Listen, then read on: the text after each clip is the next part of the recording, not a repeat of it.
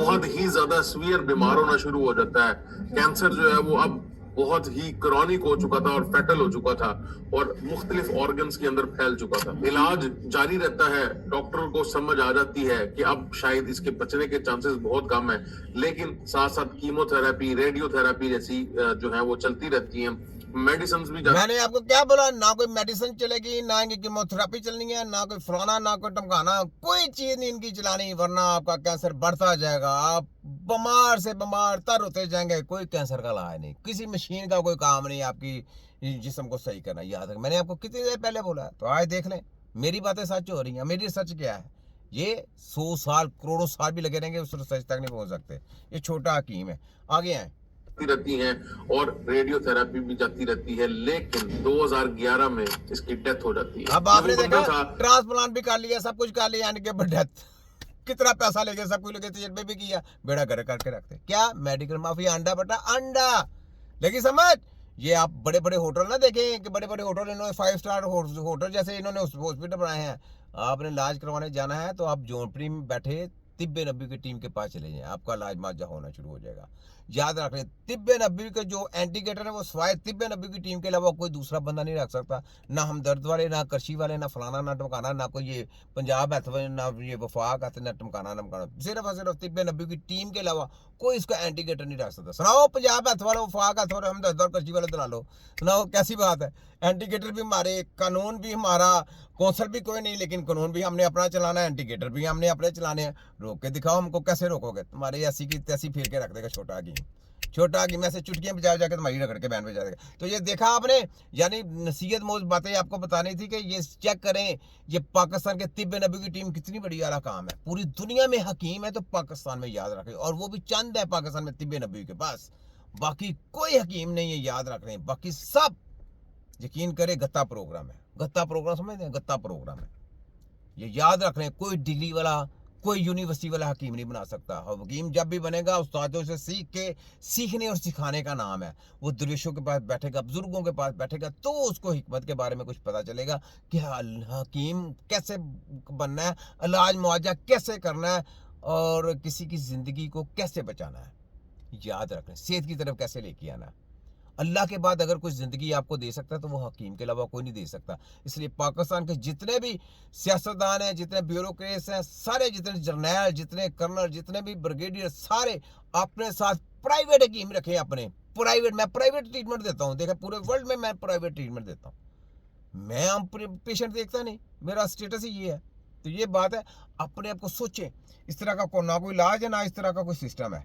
ठीक है, तो ये आपने देख लिया। ये सुने आगे, जिसने ये सब जो आपका जो इंटरनेट है, जो आप मोबाइल यूज करते हैं, जो आप टेक्नोलॉजी यूज करते हैं, इसको चेंज करके रख दिया था। पूरी दुनिया में इसने चेंज करके रख दिया। क्या क्या था इसने सबसे पहले इंटरनेट या कंप्यूटर, जो सिर्फ और सिर्फ इंजीनियर्स को, फौजियों को और बहुत बड़ी बड़ी कंपनियों के यूज में होता था, इसने उसका इंटरफेस इस तरह बनाया, इसको इतना सिंपलीफाई किया कि ये घर घर के अंदर यूज होने लगा।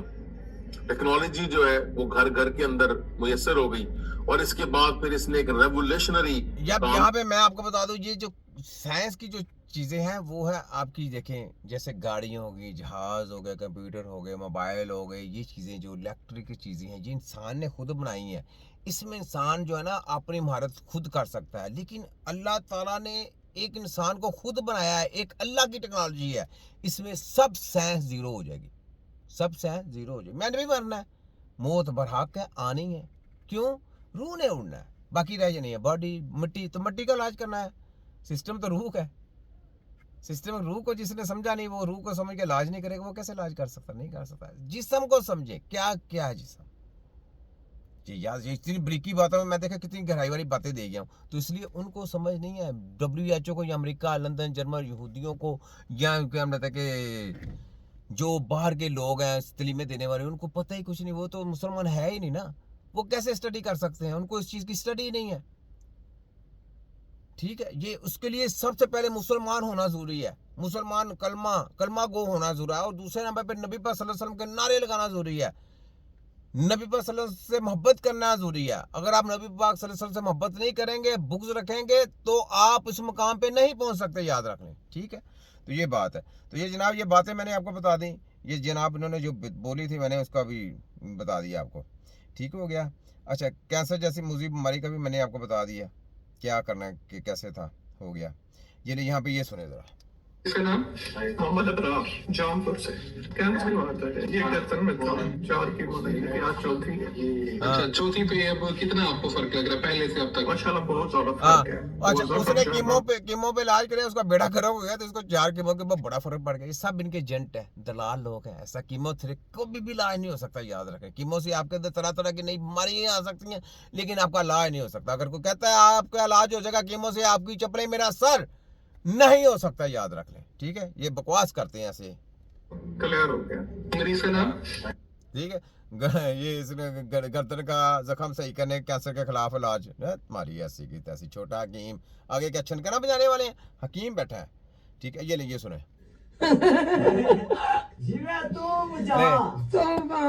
ले मरियम अरसोचाली की तस्वीर लगा दी है जनाब, वहाँ पे देखें, ठीक है। सरकारी दफ्तरों में मरियम अरसोचाली, जहाँ पे कायदे की तस्वीर होती थी ना, वहाँ पे जनाब उसकी तस्वीर लगा दी मरियम अरसोचाली की। तो ये डूम बनने की बात है ना, कैसी बात है। इस तरह का ना कोई सिस्टम है, ना कोई सिलसिले जारी होते हैं, ठीक है। ये ले, अब हम क्या कह सकते हैं जनाब। तो ये बात है, इन चीज़ों को सोचें ज़रा। हम जो बातें करते हैं आपको, आपके सामने है, ठीक है। ये देखें, ये मेडिसिन एविसन है, ये ले फिर देखें मेडिसिन है। ये है जनाब TCAM प्रोग्राम इनका मेन, जो मेडिसिन एविसन है, जिसकी ये कर रहे हैं ना सारे मेडिसिन, नेचुरोपैथी, ये फलाने टमकाने, ये सब कुछ मेडिसिन एविसन है। ये देखें, ये डॉक्टरों की वर्दियाँ बना दी, सब कुछ करा के जनाब ये नेचुरल प्रोग्राम करा दिया। तो ये हकीम नहीं है, ये हकीमों का नाम बदनाम करेंगे, हम तो इनके खिलाफ हैं। ये हकीम नहीं है, याद रख लें। ऐसा कोई सिलसिला नहीं, ऐसा कोई इलाज नहीं है, ठीक है। तो ये जनाब हम तो इनका पूरा तिया पांचा करके रख देंगे ना। छोटा हकीम हूँ मैं, छोटा पर काम में तीखा, पूरे वर्ल्ड मेडिकल माफिया और शैतानों की धज्जियां उड़ाने वाला। ये दाढ़ी वाला आया कि इसकी सुनिए जरा बात। पेट फूलना या गैस या फारे के सिम्टम हमारे यहाँ बड़े लो कॉमन जी। है और बहुत सारे मरीज आते हैं कि जी मुझे ब्लॉटिंग हो गई हाँ है जी। और मैं खाना खाता हूँ तो ये पेट दाढ़ी में वाला दर्द आएगा, होता है। देखें जरा। इनमें से 1% जो मरीज वो हैं जिनका मैदे की हरकत स्लो हो जाती है, जिसको हम कहते हैं डिलेड गैस्ट्रिक एम्पटी। हाँ। इसकी सबसे बड़ी निशानी ये होती है कि मरीज खाना खाता है तो बोझ रहता है। कई दफा आप ऐसे पेशेंट की एंडोस्कोपी करते हैं तो 8, 7, 8, 10 घंटे की NP होने के बावजूद भी मैदे में खाना पड़ा होता है, जिसका मतलब ये है कि मैदे की हरकत स्लो है, जिसकी वजह आमतौर पर मैदों